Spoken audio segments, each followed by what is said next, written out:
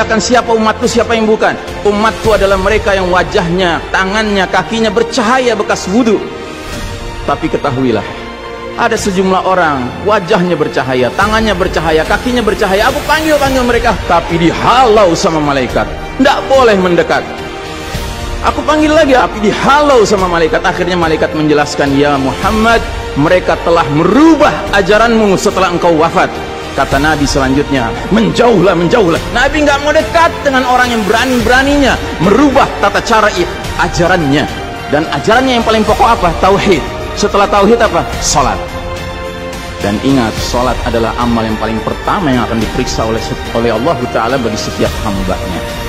Dan saudara rahimahullah, saya ingin menyampaikan dua hadis lagi. Satu hadis dari Nabi, la tadaru furujatin lisyaitan. Jangan kalian biarkan celah-celah itu untuk syaitan. Ini Nabi Muhammad SAW yang berbicara, bukan Ihsan Tanjung. Kalau Ihsan Tanjung yang berbicara, Anda boleh tolak, Pak. Ini Nabi Muhammad SAW yang berbicara, yang kita baca salawatnya dengan harapan mendapatkan syafaatnya, dengan harapan boleh meminum air dari telaganya. Jadi kata Nabi apa? Jangan biarkan celah-celah itu menjadi tempatnya syaitan. Hari ini tidak sedikit masjid bahkan memuliakan syaitan, memberi tanda di mana syaitan hendaknya berada. Na'udzubillahi min dzalik. Mau jadi apa kita, Pak? Mau jadi umat seperti apa kita? Ini adalah simpul terakhir, saudaraku. Kalau sampai simpul terakhir ini kita relakan lepas, sudah tidak ada sisanya ajaran ini di muka bumi. Karenanya saudaraku rahimakumullah, bagi saya urusan sholat berjamaah dan tata caranya ini bukan urusan pilihan fikih, Pak. Ini urusannya adalah urusan dengan musuh Allah Ta'ala. Hadis yang terakhir, kata Nabi SAW, innal yahuda qad sami'u dinahum. Sesungguhnya Yahudi sudah bosan dengan agama mereka. Wa innahum qaumun hasadun. Dan mereka adalah kaum yang sangat hasad kepada kita umat Islam, terutama dalam 3 perkara. Satu, raddis salam. Kebiasaan kita umat Islam kalau ketemu saling ngucapin assalamualaikum, dibalas waalaikumsalam. Itu Yahudi nggak senang, Pak. Yahudi tidak senang melihat umat Islam berukhuwah Islamnya.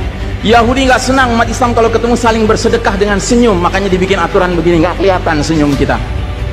Yahudi nggak senang kita ketemu jabat tangan, rontok dosa-dosa. Maunya mereka begini saja jabatan tangannya. Dari mana ini semua? Yang kedua, mereka hasad sama kita dalam urusan apa? Iqamatis sufuf. Dalam tata cara kita menegakkan saf kita. Ingat, Pak, saf dikatakan tegak syaratnya 2. 1 lurus, 2 rapat.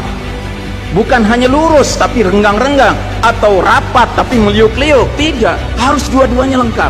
Sehingga Nabi sampai bertanya, kenapa kalian gak bersaf seperti malaikat di hadapan Allah? Para sahabat bingung, bertanya, bagaimana malaikat?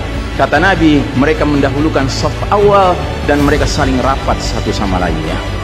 Jadi Nabi itu bangga kalau umat Islam sholatnya seperti para malaikat di hadapan Allah Ta'ala. Harusnya itu menjadi kebanggaan kita juga. Dan harusnya kita tersinggung kalau ada pihak yang berusaha untuk mengacak-acaknya. Dan yang terakhir, yang ketiga, Yahudi itu hasad sama kita dalam urusan apa? Dalam urusan umat Islam di belakang imam sholat wajibnya mengucapkan amin. Makin keras suara amin itu, makin geram mereka. Karenanya mereka bikin aturan, sempat 2 bulan masjid ditutup-tutup sama sekali. Nggak terdengar suara amin dari jamaah karena nggak ada yang boleh ke masjid. Tapi sekarang setelah dibolehkan, masjid yang bisa muat 2000 orang, cukup 500 orang, cukup 700 orang. Supaya apa? Sekurang-kurangnya aminnya bisa berkurang. Maka sekarang pertanyaan besarnya adalah, untuk siapa kita sholat? Atau untuk mereka? Inna sholati wa nusuki wa mahyaya wa mamati lillahi rabbil alamin. Mudah-mudahan apa yang saya sampaikan tidak membuat bapak dan ibu makan nggak kenyang, tidur nggak nyenyak, tetapi semakin sadar betapa kita sedang hidup di era penuh fitnah di akhir zaman. Dan musuh-musuh Allah sedemikian sistematis, sedemikian terencananya membuat kita sadar tidak sadar meninggalkan din kita. Yang paling mengerikan kalau sampai sudah nggak ada perasaan lagi risau dengan ini semua. Karena apa? Nabi bersabda, siapa lihat kemungkaran ubah dengan tangan, nggak bisa dengan lisan, nggak bisa dalam hati. Dalam hati itu maknanya apa? Ingkari itu sebagai kebenaran, itu mungkar. Dan itu kata Nabi selemah-lemahnya iman. Sehingga di hadis yang lain kata Nabi, kalau mengingkari saja sudah nggak ada, udah nggak ada iman sama sekali. Nah, yang kita khawatir kalau kita ternyata ridho saja dengan aturan sholat WHO ini, Pak.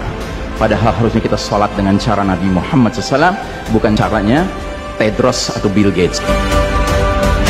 Kepada jamaah, inilah nasihat dari hati yang paling dalam kepada saudara-saudara yang saya cintai karena Allah, yang kita sama-sama bersalawat, kita sama-sama mengharapkan air dari telaga Nabi. Tapi boleh jadi nggak semua kita ngerti apa yang harus kita lakukan agar air telaga itu dapat jaminan kita boleh meminumnya.